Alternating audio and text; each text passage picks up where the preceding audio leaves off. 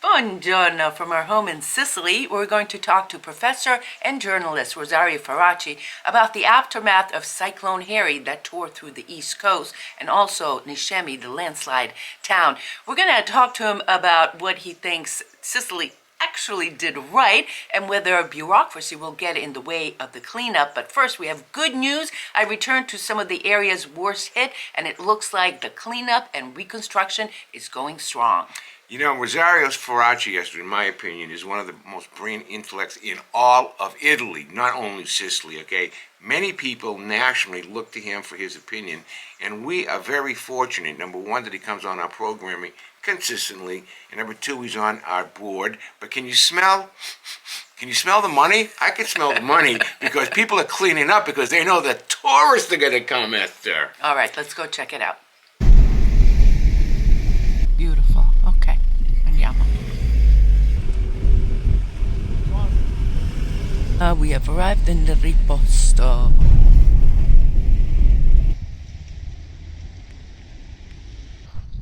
Oh my gosh. This area got hit hard. Can you just imagine the sheer force of this storm to be able to knock all of this down?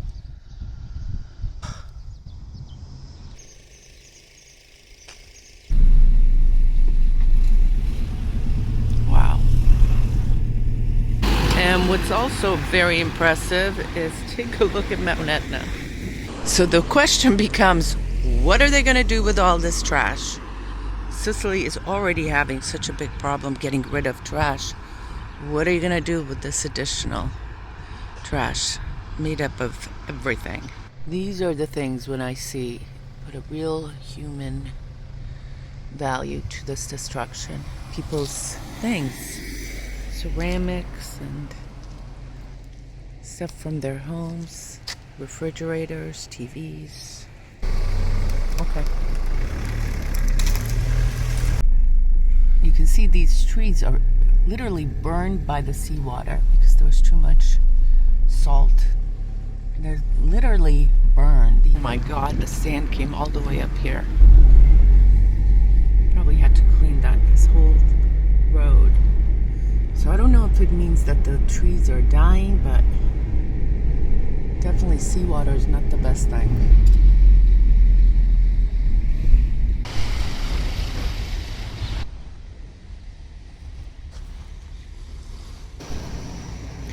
See, some areas were totally hit hard and others not so much, but boy, they're moving fast with the cleanup. Very impressive. This is God's country. Look at this. Here we are in Giardini Naxos. A little bit of destruction, but the beaches look good. And the hotels are definitely intact.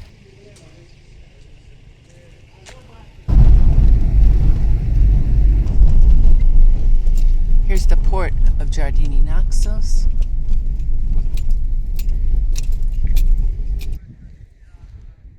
Here it is, the ultimate symbol of resistance, the statue of Nike, the statue of victory, standing strong, despite the little, let's say, stage around it that is completely destroyed. Over here you could walk up there, take pictures. Right here as well, the spot is, we've done so many pictures right here with our groups because it has such a great perspective of Taormina. Wow. You know, when I see things like this, I get a chill. Look at the statue of Mary, untouched. And then Nike, untouched. They're working fast in this restaurant.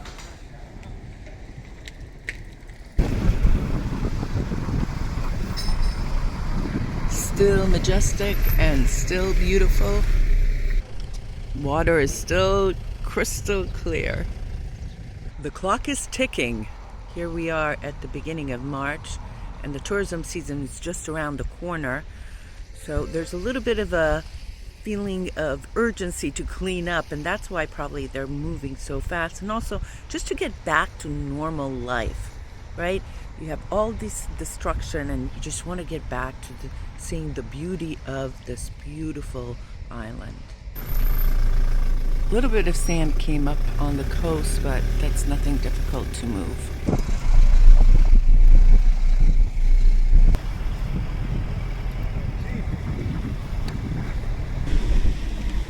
And there's Isola Bella.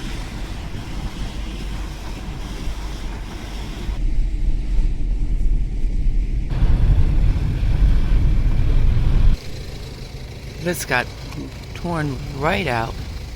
This whole street. Some towns haven't started cleaning up. Probably they don't have the money or the resources. 1 month later. And last time we were here was exactly a month ago. And they're still starting to rebuild. Pretty good, everything's clean.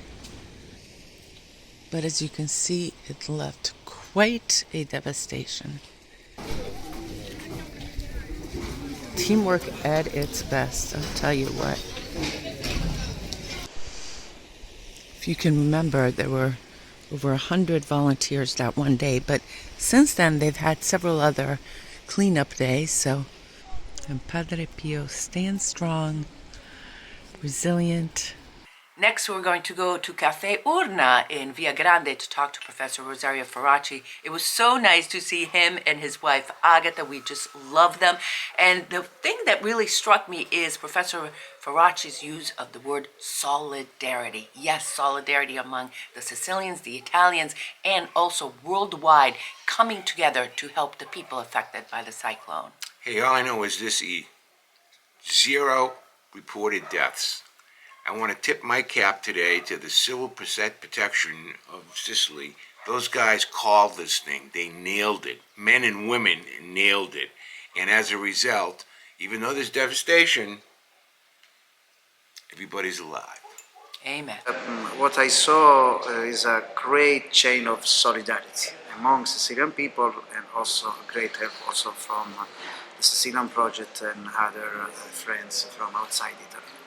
Now, that's something very interesting that you said, that immediately after some kind of a disaster, you have, boom, solidarity. People come together, and I saw that in Stazzo, where people from all over the place, not just Stazzo, not just Acireale, but also Catania, there were volunteers, there were everyday people, young and old, really rolling up their sleeves and working. Yes. I mean, the solidarity, the chain of solidarity, normally is the best part of this tragedy, if I can say, okay?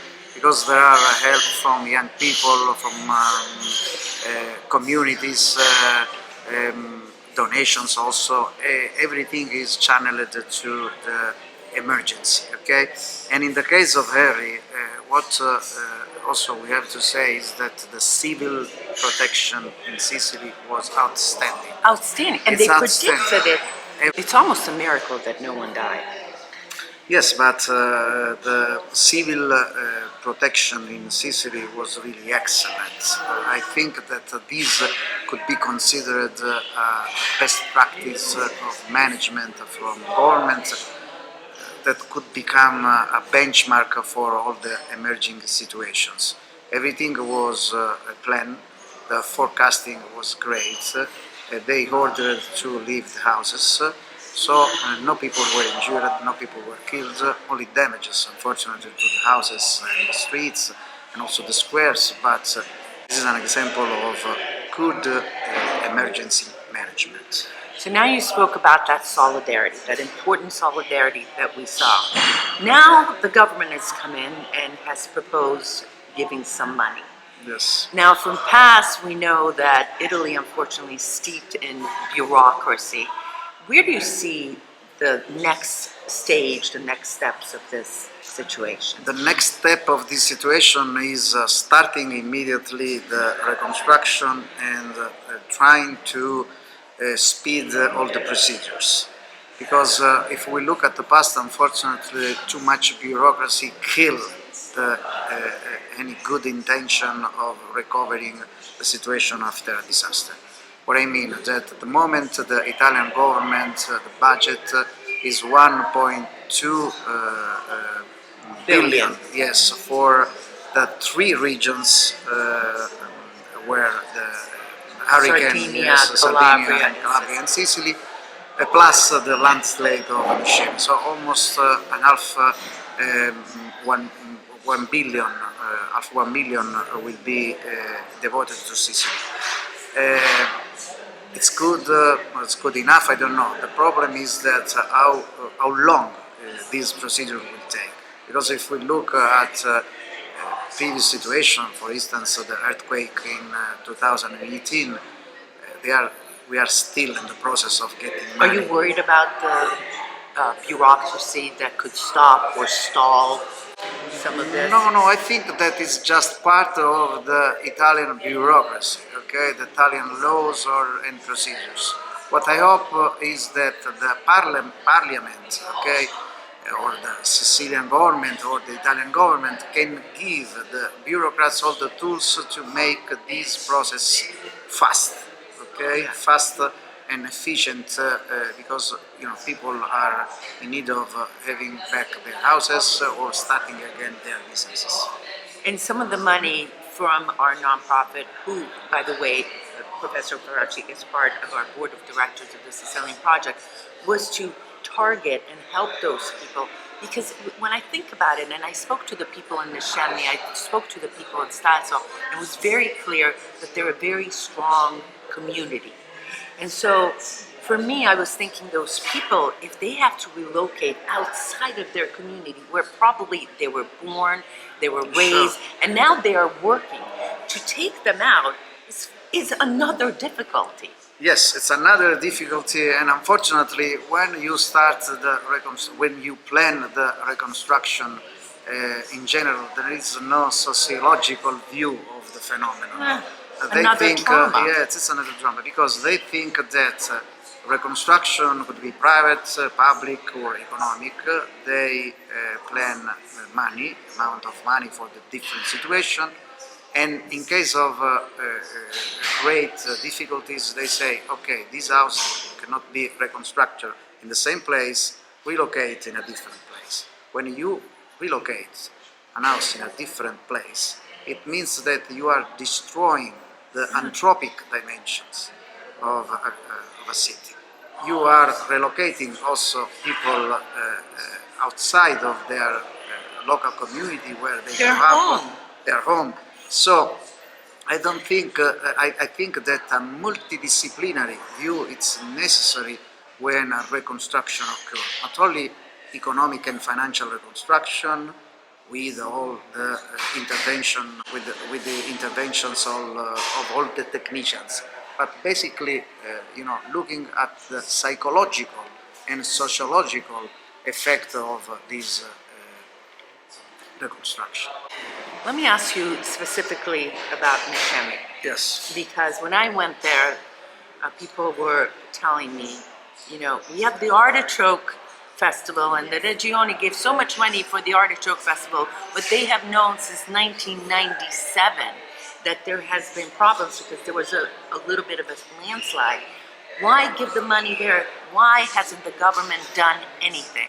I mean, unfortunately, there are two different departments taking care of this situation, because when you organize the Artichoke Festival, is part of the Department of It's a different Economy department. or Tourism. I guess my question is, why wasn't anything done? Unfortunately, this is the law in Sicily. But what you say is correct. Is a great contradiction. It's a great contradiction that since 1997, the region, the Sicilian government, the Sicilian administration knew about the danger of the landslide, of another landslide in Niscemi. and no one made a strong intervention to prevent this risk that unfortunately occurred a couple of weeks ago. On the other side, there is the economy to run. The local economy is based on artichoke, and the Festival of Artichoke is a way also of supporting and giving visibility to this portion of business. It's a contradiction, I agree with you, but it's part of the Sicilian and also Italian bureaucracy, because two different departments take care of two different situations. Do you have any faith that something will happen this time to mitigate this and not happen again? Because in Sicily, there are many other towns in danger of landslides. Yes, but I'm very confident that the civil protection, it's a really great department within the regional administration, can do something and more in order to prevent other situations.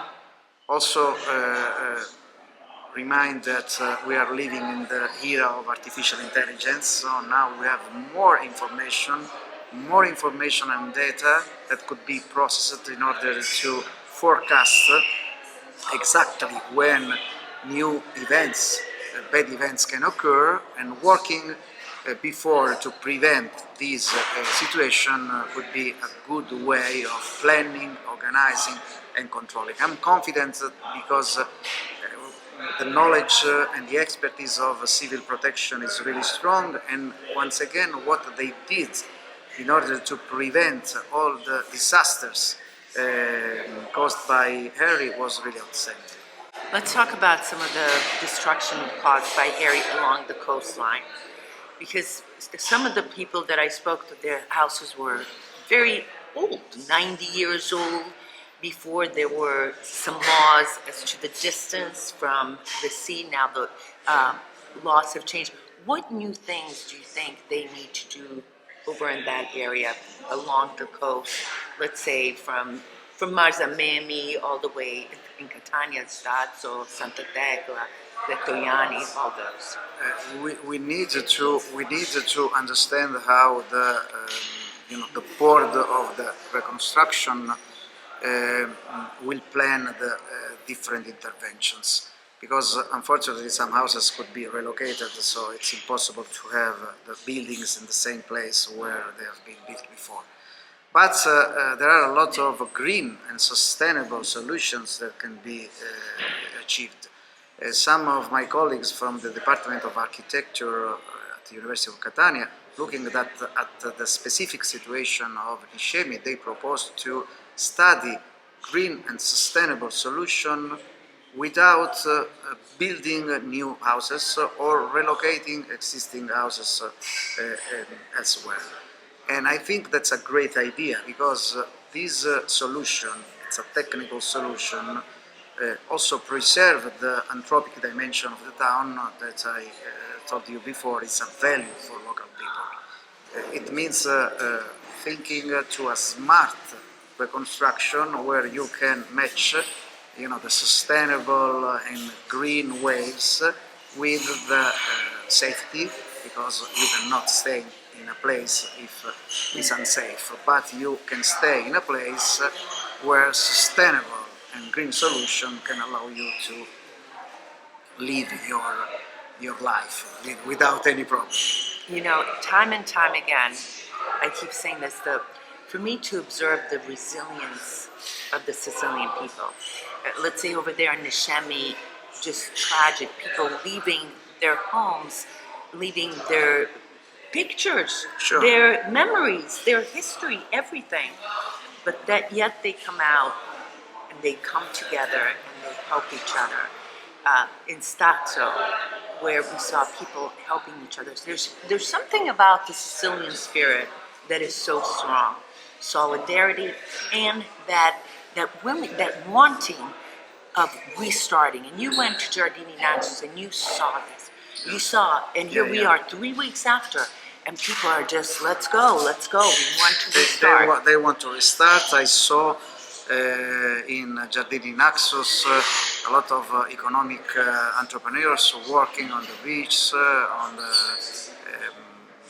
along, the beach side, because the summer season knocks at the door. So, so they want to start, and they are working. And I think that they are doing these little interventions with their own portfolio. They're all hands, yes, yes, without the money and from the government. without waiting. Okay, when the money from government will arrive, it's okay, but they need to, and they are showing that they are in the process. Okay, in the flow of restarting, because the summer season is approaching. Right around the so, corner. What lessons can be learned from here, from the situation? Of course, the Civil Protection Agency, you said, did a great job. What other lessons going forward, living in the Mediterranean, living in a changing climate, can we learn? Yeah. It's now. I think that the lesson is the awareness of climate change. Okay, something that cannot be hidden. That's the reality, and we live in this Mediterranean area that is kind of a boiling area. We're right in the center. Yes, and there are different bad and severe weather episodes can occur during the year. So we need to prevent. We need to work before. We need to understand new solutions, how new solutions, green and sustainable, can be applied in order to live together with this. Because we live in a wonderful place, but we know that also because of the climate change, we have to face with some dangers. Okay. Listen, I want to thank you and your wife Agatha for your leadership, for your, very important input into our Sicilian project. So we thank you very much. And I thank you, Esther, because of what the Sicilian project is doing, and also you, me, and Sicily is giving a clear and honest storytelling of what is Sicily and what Sicilians are. And I think that is very beneficial for all non-Sicilians, or Sicilians by families who live abroad, to have a real picture of our territory. Grazie mille. If you love fall, October is your time to come to Sicily. We have a great group tour going on. It's called Oktoberfest because we go to one of the largest food festivals in all of Italy, in Zafferana Etnea. We also visit Mount Etna and a vineyard. We visit Catania, Ortigia, a Sicilian cart museum, and so much more. Trust me, it's really fun, and the weather is still great. The fall time in Sicily is the harvest time, and I guarantee you will love this trip. So come on down and visit us and enjoy yourself. We're going to have more of my conversation with Professor and journalist Rosario Farachi at a future programming. But first, guess where I'm going to be for the next couple of weeks? In the United States. So Alfred, I'm going to miss you, but we're going to have a live at some point. Who knows what? Maybe next weekend. And when you're there, while you're there, Esther, what I'm going to be doing, I'm going to be reading my 75-year-old Sicilian life and thinking about all the good times we had until you get back. Ching ching. Love you guys. Love you guys. Sa benediga. Sa benediga. Don't forget.